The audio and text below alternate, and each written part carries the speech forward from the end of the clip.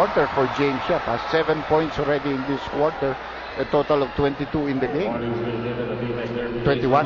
2-point shot lang pala. Yes, 2-point shot. 6 points in this quarter. And the problems are now starting to mount for the Talk and Text Tropan Texters.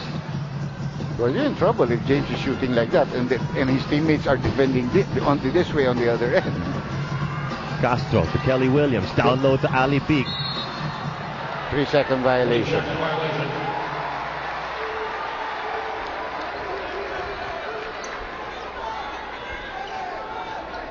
So possession going back to BMEC Derby Ace.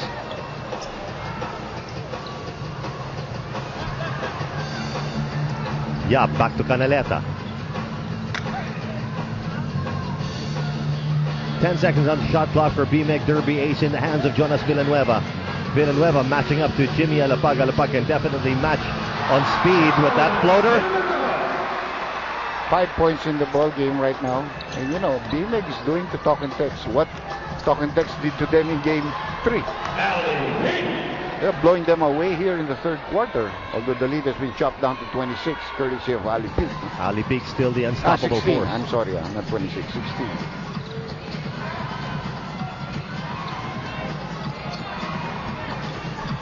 Lob pass down low. Canaleta, maybe with the advantage on this matchup, can't get it off the glass. Alapag up and running. There's the layup. And a possible 3-point play coming up. You can force stops, you can make defensive stops, you can force turnovers. You have the chance to go to the kind of game that Talk and Text they want to do, what they want to do. Foul number 4 on Jonas Villanueva. A warning on number 0, Jonas Villanueva, for his second to a call. Shooting the bonus, Jimmy Alapag. So Jimmy Alapag hoping his energy and the contributions of Ali Peak will start rubbing off on their teammates. 3-point play converted by Jimmy Alapag over. We'll have a report from Magoo Marjon right after this timeout. 58-45 is our score. BMEC Derby. This is the PBA on Solar TV with the inside story from the huddle. Here's Magoo Marjon. Some reminders from Coach George Gallant as Talk and Text just scored their first 3 fast break points of the game. He was asking his boys to give up the foul in order to control that break, but they are happy overall with how they've controlled it so far in this game. Their only notes from the halftime break was their aggressiveness in attacking the basket. They want more of that. Of course, the free throw woes were talked about, and of course some notes with regards to how to break the press of the Tropang Texters. Vito? Thank you, Magoo. Well, BMEC has definitely done their part in terms of staying aggressive here in the third quarter. Canaleta. Oh, wow, catch and shoot. KG Canaleta rains another one. I mean, he has been the X factor here. It's always been James Yap and Jun Simon. Yes. Canaleta maybe playing third or fourth fiddle, but tonight, you know, he's the main star here. And he has 17 in the ball game. Nice rejection there. This one's going to stay with Talk and Text. 11 left on the shot clock. Jimmy Alapag walks the tightrope. Ali Peak barreling in. He loses it. Kelly Williams there to pick up the pieces. The kick out pass. 2 seconds on the shot clock. Can Ali Peak release in time? No. But there might have been a foul, yeah. I thought he was fouled going up, so just before the buzzer sounded. Let's check. Let's check with the scorer's table, and it's a 24-second violation. So no more calls. Yeah, okay, so that foul will not be called. No free throws for Ali Peak. They were in trouble when Jimmy didn't take that 3-point shot and he put the ball on the floor again. We could see the shot clock winding down, and it was almost impossible to get it to the guy and hope that he can be able to take a shot. Canaleta asking for it at the post, and we're going to have another foul called against Castro. Holding foul number 17, Jason Castro. His fourth second team foul. And that's going to be foul number 4 on Jason Castro. We're seeing Larry Panachel and Jared Dillinger being sent back in here to replace Castro and Reyes. BMEC has been relentless in this game with their intensity. You know, Talking Text makes a couple of layups, stop the ball game, timeout. They come back with a 3-point shot, they make a defensive stop. And they're all business in this ball game tonight.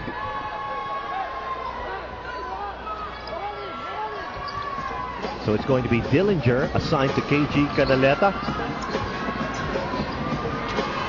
Larry Fonacier trying to keep PJ Simon out. Simon, nowhere to go. The drop for Pingers. Pingers gets the hook. There's a saying, when it rains, it pours.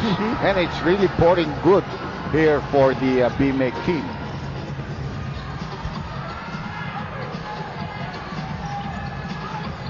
Alapag out to Dillinger. Dillinger strokes it. No. It's going to be a loose ball foul, and this might be against Simon. Might be. No,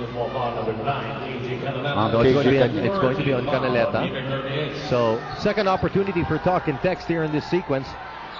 Still chasing an 18-point deficit. Oh, that's a clean block from Mark Fingers, and he comes running down the floor with PJ Simon running into his teammate. You can't call a foul because they're teammates.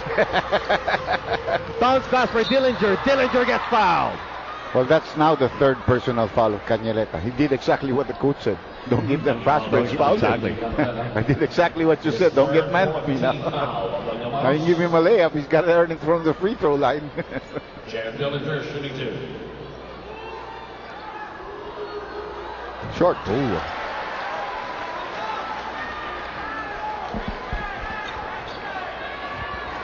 So Dillinger at the line now. And Coach Chuck Reyes changing his mind about bringing Aaron Aban back onto the floor. It could be Harvey Carey in a few moments. So nothing on that trip to the line from Jared Dillinger. Lead stays at 18. 5 minutes and 30 still remaining in the third. James Yap finding Roger Yap. Roger Yap out of no man's land. Simon for 3. That was created all by the low post play of Roger Yap against Jimmy Alapag. And BMEG Derby Ace is absolutely fired up, now enjoying a whopping 21-point advantage, 66-45.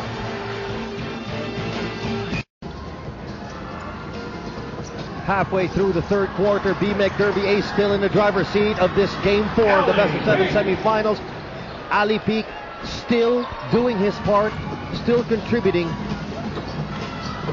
Well, you can't say anything about the effort Ali is giving to them. He's got 17 points. Ali who played there for Carineta, not being able to finish, but a good pass by Roger Yap. BMEG Derby Ace maybe starting to get a little flashy here. Oh, nice pass by Dillinger. So Dillinger heads to the bench. Aaron Aban replacing him. Don Aliado also returning to the matchup. He will replace Mark Pingris. Who really deserves this rest, you know. Larry Fonacier missing that one badly. Aban chasing down the loose ball. Quick release by Fonacier. It's offline. One more time from the three-point territory. Talk and Text needing that three-point shot badly. And they can't buy it. They can't buy it.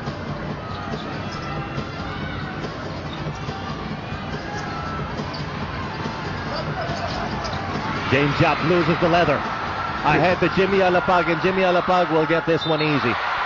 The worst thing you want is to commit turnovers, you know, above the three-point territory, because usually that results into a layup for the other team.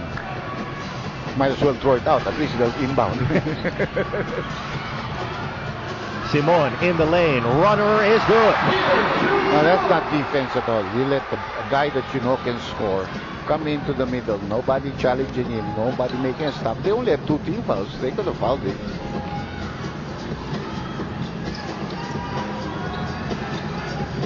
Fonacier looking for a spot. Still can't find a shot. Roger Yap to Canaleta. Canaleta, oh, and he is challenged by Aaron Aban. And that was a good challenge by Aban. That was a good as foul as any. Actually a clean foul. You know, no reaction from either of them. Canaleta continuously playing well in this ball game.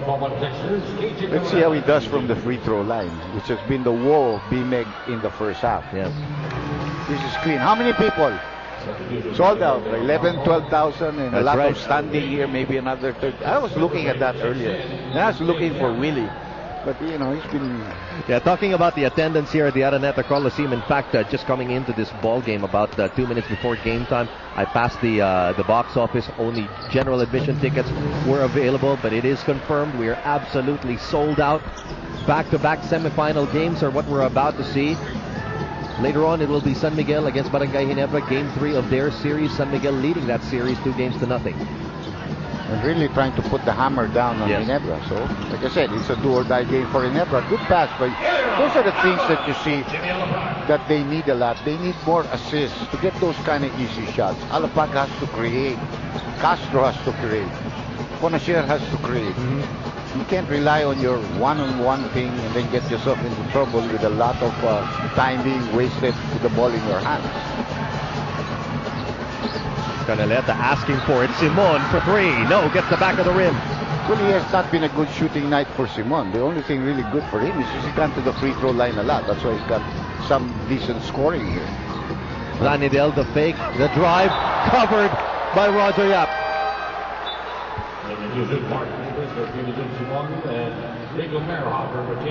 That's George Gallen taking no chances. Pingris had rested about a minute. He's back on the floor together with another Together big with man, Meyerhofer. With Meyerhofer. Quick release from Jimmy Alapag. They get a second crack at it thanks to the offensive rebound by Ranidel de Ocampo. And Ponasher, that's about 3 or 4 straight misses already since he's come into the third quarter. But you know, Tocantec is playing a little bit more loose, trying to take away some of the pressure, hoping they can make some shots and get themselves back. Trouble.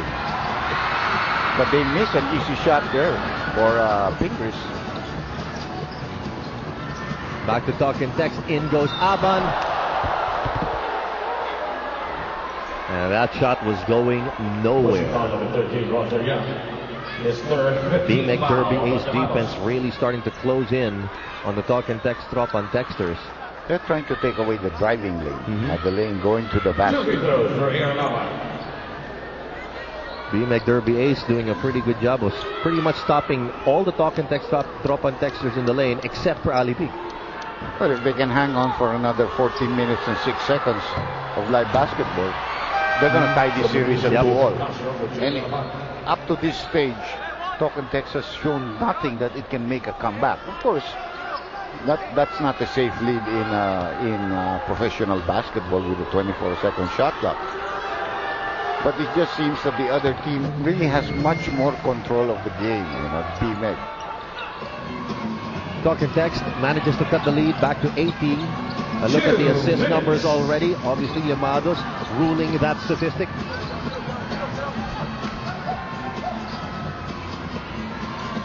Timberlake over to Roger Yap. Shot clock is down to 4. Roger Yap weaves through the defense. Aliado takes the jumper. Off the glass. Beats the buzzer. Oh, like I said, when it rains, it pours. Yeah, it's pouring right now for BMEC. Everything they're doing is correct, is right. Ponasher back to Ranidel de Ocampo for Way 3. off the line. Aban, ever the role player, getting that offensive rebound.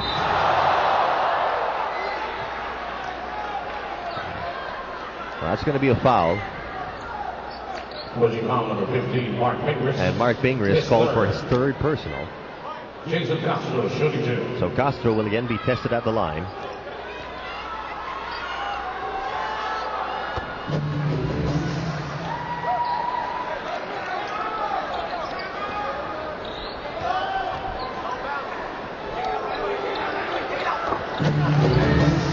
So another good trip to the line for Jason Castro. Let's see if they can do their part on defense. Well, not on that play. Don Aliado getting an easy one from point-blank range. Back-to-back baskets for Don Aliado here, helping the cause. Inside to Carey. Carey. That's an offensive foul against Harvey Carey. Offensive foul number 4, Harvey Carey is first.